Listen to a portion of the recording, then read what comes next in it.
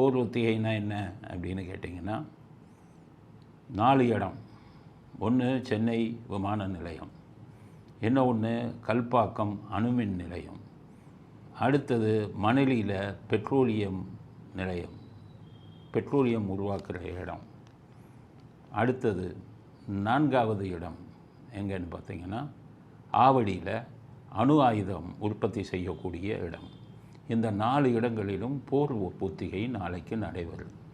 இது எப்படின்னு பார்த்தீங்கன்னா, இதுக்கு முன்னாடி 1971 இந்தியா பாகிஸ்தான் இடையே போர் வருவதற்கு முன்பு இதே போல் ஒரு ஒத்திகை நடந்தது. அந்த ஒத்திகை முடிஞ்ச உடனே போரும் ஆரம்பிக்கப்பட்டது.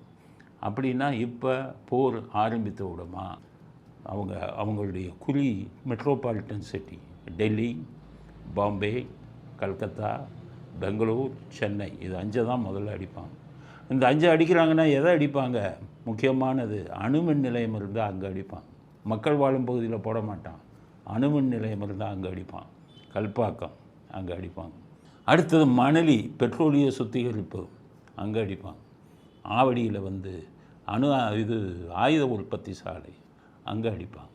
விமான நிலையத்தை தகர்ப்பாங்க. அதனால தான் இந்த 4 இடமும் நாளைக்கு குறி வைக்கலாம்.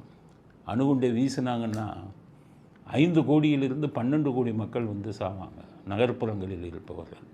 அதனால் எல்லோரும் என்ன பயப்படுறாங்கன்னா, பாகிஸ்தானுக்கு ஜெயிப்பதற்கு வாய்ப்பில்லை. ஒருவேளை விரக்தியின் உச்சிக்கு போயிட்டாங்கன்னா இந்தியாவை அழிக்கணும்னு கையில் இருக்கிற அணுகுண்டையெல்லாம் போட்டால் என்ன ஆகும் அப்படிங்கிறது தான்.